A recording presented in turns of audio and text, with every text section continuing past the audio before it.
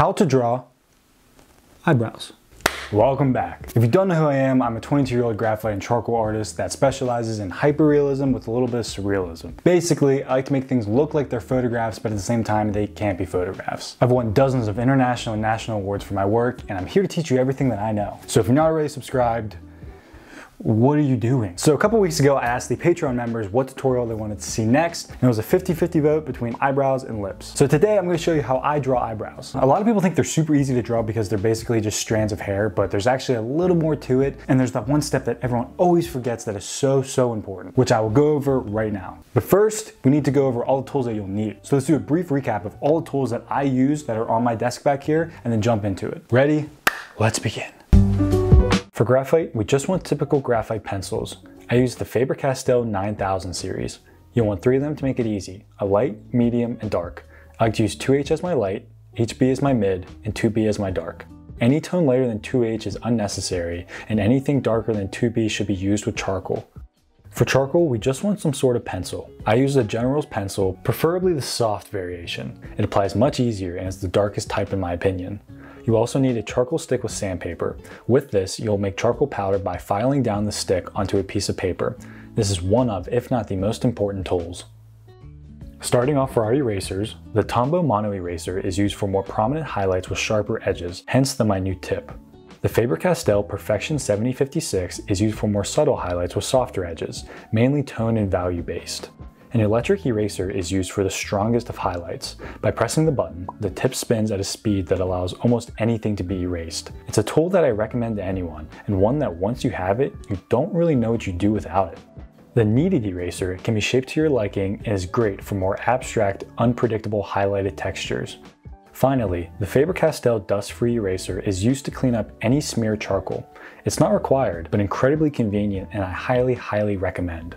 As you can see, erasers are vital to the detailing process, which is why we have the most tools in this category.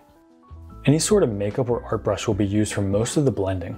I personally use the IPC1 by Dynasty brushes. I recommend you use some sort of makeup brush since they blend the smoothest from my experience.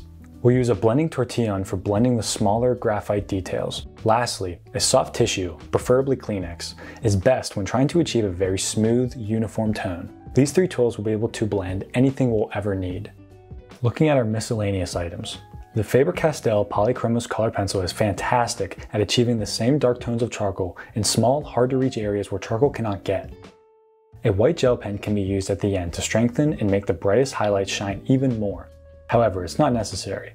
I personally like the Jelly Roll pens. Lastly, any stiff brush is great for wiping away all those shavings that get in the way. Again, not necessary, but very convenient. For my sharpeners, I use the KUM Magnesium Sharpener for my graphite pencils and the General's All Art for my charcoal pencils. The brand doesn't really matter though. What matters is that you have separate sharpeners for your graphite and charcoal pencils because they actually sharpen differently. For my paper, I use the Strathmore 500 series plate or smooth 3-ply.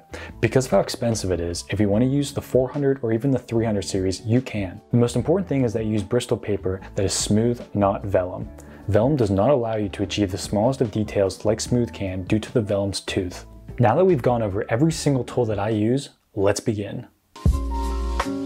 Okay, as you can see, we have our grid, 4 inches by 5 inches, and if you want to know how I make my grid, you can check out my earlier tutorial on that. I'll put it up here somewhere. And then as you can see, I made a very just brief outline of where the eyebrow approximately is. And as you know, step number 1 is always the base. So what we're going to do is we're going to grab our brush, dab it in some charcoal powder, and start filling in the base. Now, the first problem and the main problem that I see when people try to do eyebrows is that they will make the base just the skin tone, and then they'll just try to fill in one hair at a time the eyebrows. That is not the best way to do it. When you do it that way, it looks very two-dimensional, very flat. To give it some dimension and make it seem like it is raised off of the skin, you want to give it a nice kind of dark background tone like we're doing here. Now over here on the right, it's a little lighter because we're in the sun, so I'm not going to make it as dark, but we're still going to make it darker than the normal skin tone that's around it. Just so I know where to stop, I'm going to just do a quick little outline of the top of the eye, but we're just going to be focusing on the eyebrow today. I'll do an eye tutorial later. Now once you're done with the eyebrow, you can expand out and do the base layer of just all the skin around it, which should be a lot lighter if done correctly. I'm just going in a nice soft circular motion with the brush to make sure there aren't any like visible strokes. I've said it before and I'll say it every single time, the base layer is the most important step by far. If we don't get this step correct, then no matter what we do to try to cover it up, it's going to look bad. You need the darks to match the darks of the reference and the lights to match the lights.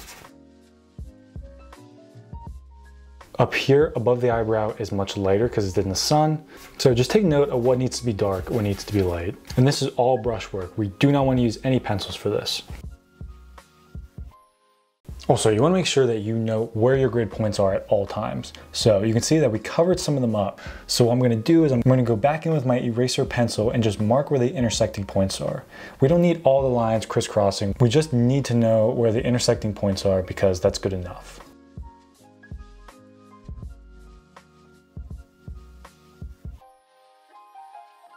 As you can see right here, we have a very distinct line and I'm not the biggest fan of that. So in order to get rid of it, I just applied some more charcoal powder. We're just gonna blend upward.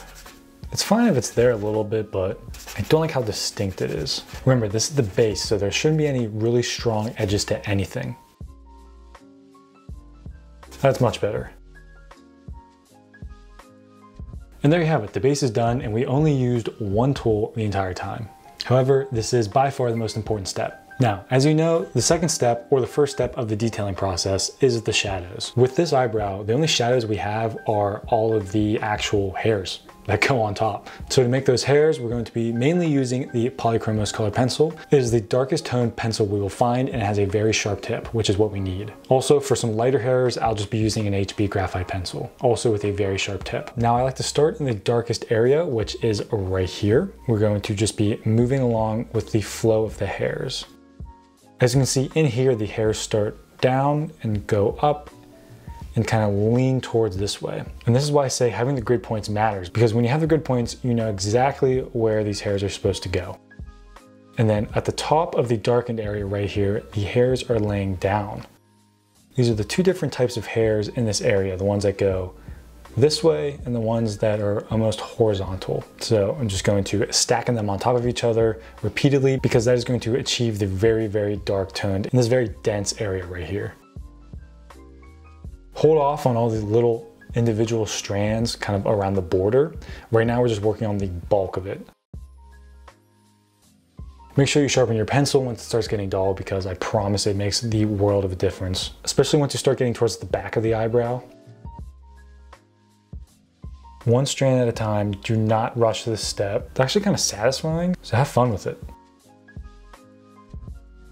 Now, a lot of people, whenever they draw hairs, they like to press really heavy down at the root, and then once they make their way towards the tip, they lighten up. I don't recommend doing that because honestly, when you look at hairs in real life, they don't really thin out like that. Maybe in other places they do, but here, specifically eyebrows, the eyebrow hairs are pretty much the same weight from end to end. So I recommend just a very quick motion like this.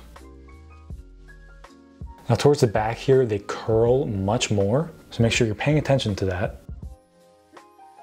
Now for all the hairs around the eyebrow, I like to use the lighter shaded pencil for that because all the hairs, they're just stragglers that you don't want them to have any influence on the eyebrow shape as a whole. So I'm gonna grab my HB pencil, add some just kind of outlier hairs all around. And I'm filling in some of these spaces in here just to add texture. Now eyebrows are never perfect unless you tweeze them every day, so down in this area especially, I like to add little baby ones. And then I'm going to switch over back to the Polychromos. I'm going to add some of the little darker tone ones that kind of stick out. This step is kind of a judgment call, whatever you think. If you want to make them look perfect, you can. If you want to go crazy with all the stragglers, you can. Now, although this is a tutorial on eyebrows, I'm going to stay on this step for the shadows. I'm just going to add some texture to the skin around it. Now up here towards the front of the eyebrow, there's always some pores and you can see them in the reference as well. So we're going to add the shadows of the pores, basically all the indentations with the graphite pencil. Go in, add some dots, make sure they follow some sort of a pattern, but also this is an organic texture, so they're not going to be perfect. In addition, for all the hairs that stand out, like these in the front, you want to make them look like they're going in under the skin. So what I do is at the root of every single hair, I'll just color in a tad. What this does is that it makes the hairs look like they're going in or coming out of a pore. And I only do it on the ones that are very abrupt along the edges. Again, I'm just adding some textured spots with the graphite as I move left to right. The texture over here is a tad different, but it's about the same. So I'm going to keep the same pattern kind of going. Now the skin texture underneath the eyebrow is much different than the texture above. Underneath we have a lot of horizontal creases because of the eyelid moving up and down. So I like to switch over to my H-tone graphite pencil, and underneath I will just make a nice pattern of horizontal creases.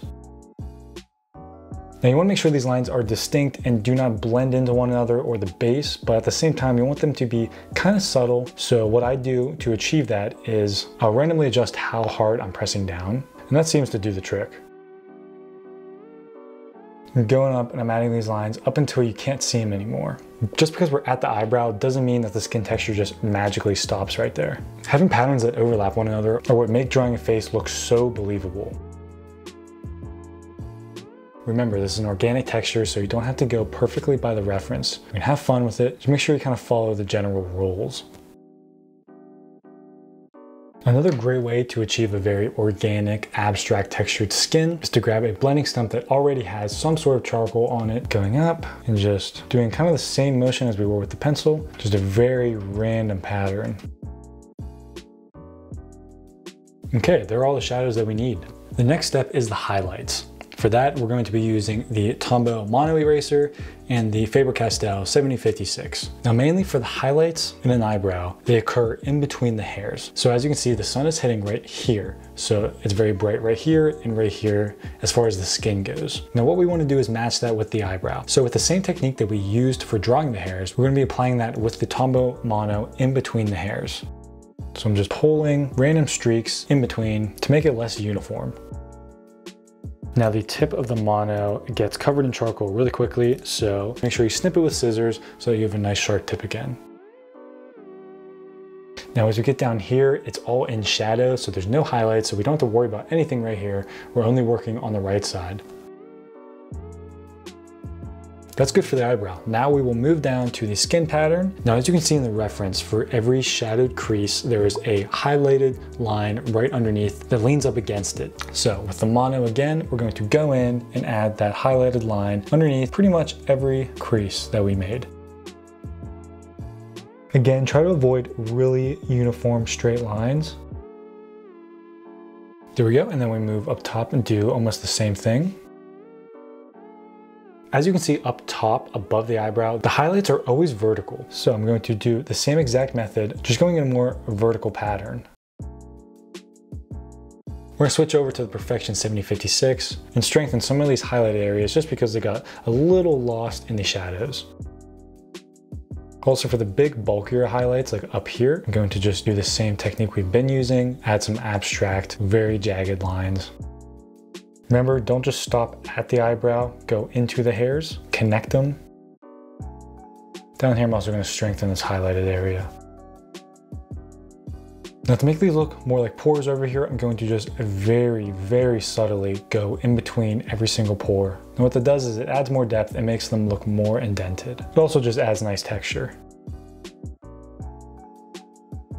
You can get as abstract as you'd like. I'm just going to dab around, create a nice texture, add some lines. As long as you're changing how hard you're pressing down while you're doing this, it's gonna look cool. It's a very hard step to mess up. Now the next step is to reinforce the highlights with shadows.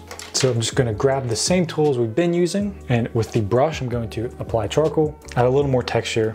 Up here, you can see there are some dark spots. So with the brush, I'm going to just lightly tap. Grab the polychromos again, darken these just in case they got a little lightened during the process. Go in and add the subtle hairs, more of them. We're basically just repeating the shadow step again, but now that we have the highlights there and in place, we know exactly where they're gonna go now. So we're just strengthening them.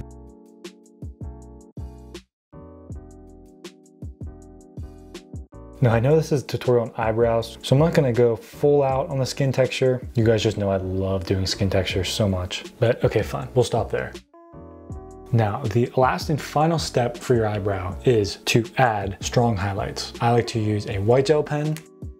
Now, if you want your drawing to be strictly charcoal and graphite and you don't want to mix in any other mediums, that's fine. But I promise you, there's no reason to limit yourself. Add whatever you want as long as it makes it look good. And adding white gel pen, adding acrylic paint to this to strengthen the highlights always looks good. So all it is I'm going to go in, I'm going to find some spots, add some just random dots basically, maybe move along a couple of the hairs.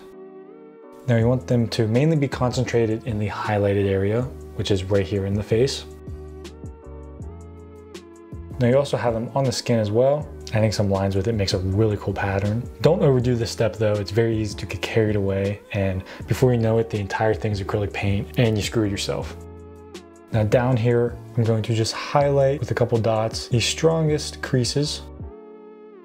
Again, although this is an eyebrow tutorial, the skin texture around it is what really makes it pop out and look realistic. Because honestly, the eyebrow is just strands of hair, so everything around it is what makes it look as good as it does. So don't overlook these parts. Now for the finishing touches, using the white gel pen is pretty much 90% of it, but at the end, you can go in, you can tinker with the texture, adding some dark spots here and there, but I like to add some outlier hairs. And there you have it, a hyper-realistic eyebrow. It's intimidating at first, but if you just break it down by the base, shadows, highlights, reinforcements, and touch-ups, there's no way it doesn't look good.